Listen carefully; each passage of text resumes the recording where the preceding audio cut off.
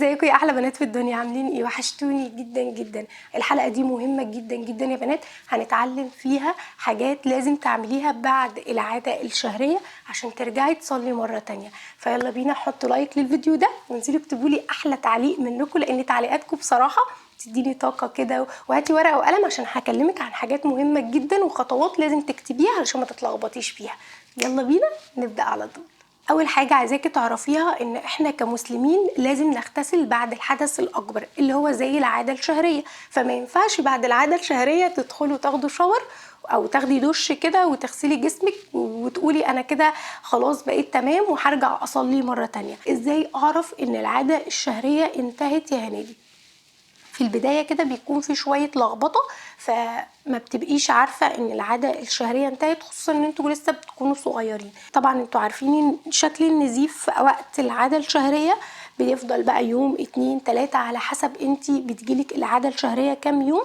في اخر يوم هتلاقي ان مفيش اصلا نزيف نهائيا، وهتلاقي الافرازات بدأت تكون بني كده، وبعد كده بدأت تنزل افرازات بيضة. في الوقت ده انت كده خلاص العادة الشهرية انتهت، وفي الوقت ده انت لازم تغتسلي عشان ترجعي تصلي مرة تانية.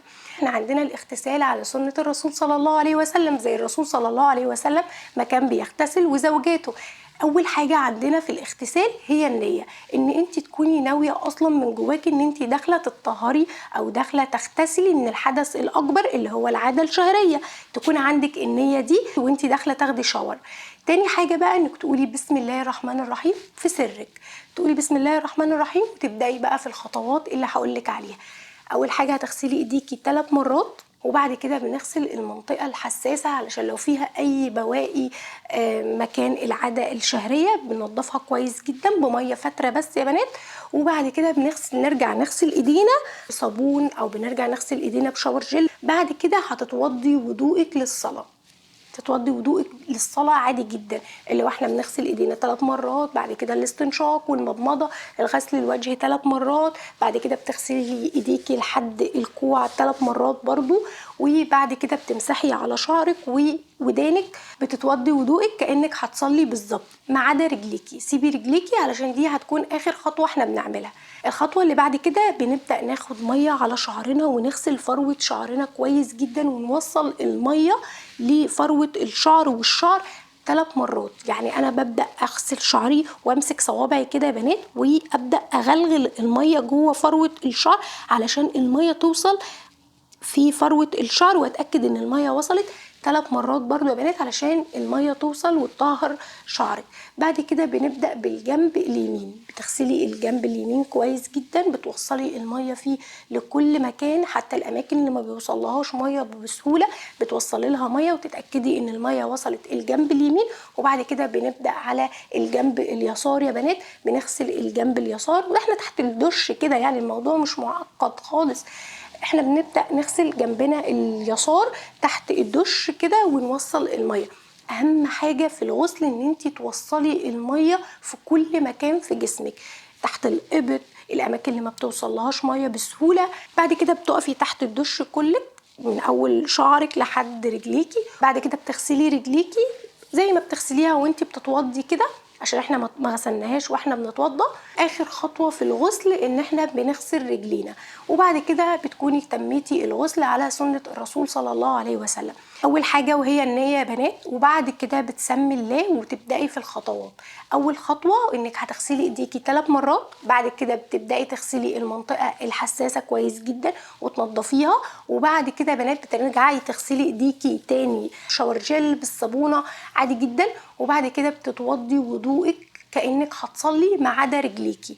بعد كده بتغسلي الجنب اليمين كويس جدا وتوصلي له الميه، والاماكن اللي بتكون صعبه شويه في انك توصلي لها ميه بعد كده بتنقلي على الجنب اليسار وبرده بتغسليه كويس جدا وتنضفيه، بتوصلي الميه من اول شعرك لحد رجليكي، واخر خطوه بتغسلي القدمين، وكده بتكوني تميتي الغسل على سنه الرسول صلى الله عليه وسلم.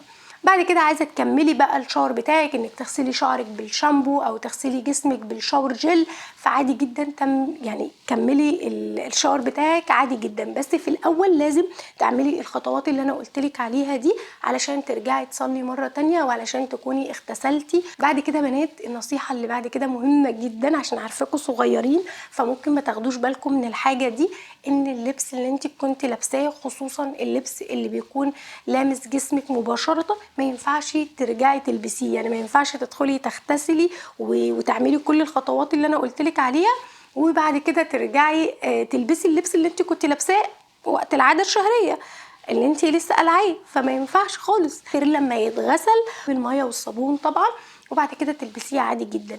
لكن ما ينفعش ان انت تقلعي اللبس بتاعك وترجعي تلبسيه.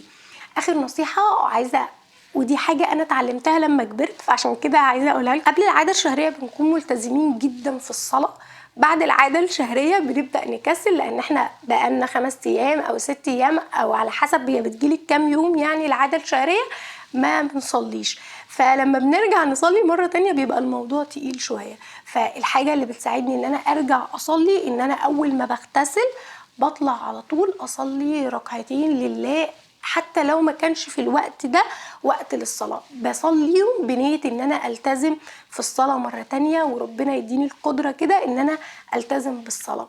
فدي حاجة انا ابتديت اعملها الفترة الاخيرة وبجد فرقت معايا جدا جدا يا بنات. فعشان كده يعني حبيت ان انا اضيفها في اول ما تغتسلي كده ترجعي تصلي ركعتين لله على طول. طبعا انت بتكوني اغتسلتي واتطهرتي فده بيكون مجزي اصلا ان انت يعني ما تتوضيش تاني، لا انت خلاص كده طاهره واغتسلتي فارجعي صلي على طول اول ما تطلعي، مش لازم تتوضي مره تانية.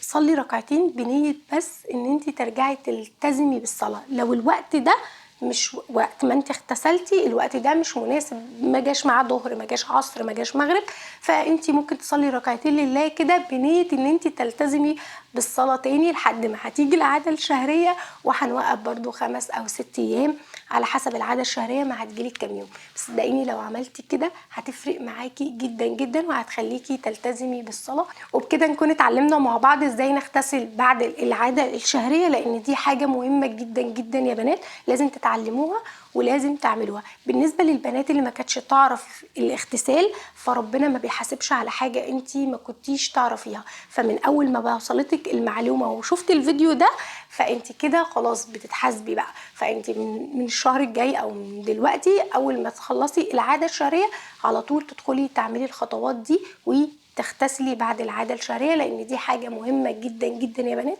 لازم تعملوها. وبس كده يا بنات يا رب اكون فدتكم مش عارفه صوتي ماله وبكده خلاص نكون خلصنا 4 فيديوهات تخص العادة الشهرية ودي كانت اخر حاجة. الفيديو اللي جاي ان شاء الله هيكون عن النظافة الشخصية وايه المنتجات اللي مهمة تكون موجودة عندك وازاي تهتمي بنظافتك الشخصية علشان تفضلي طول الوقت ريحتك جميلة كده وانيقة في نفسك. فاستنوا الفيديو ده عشان فيه حاجات كتيرة جدا ومعلومات مهمة جدا لازم تتعلموها من وانتوا صغيرين. اشوفكم على خير يا رب في فيديو جديد. قبل ما تمشوا يا بنات ابعتوا الفيديو ده لكل صحباتكم عشان يستفيدوا عشان يتعلموا الاغتسال بعد العادة الشهرية واشوفكم على خير يا رب في فيديو جديد. يلا باي باي.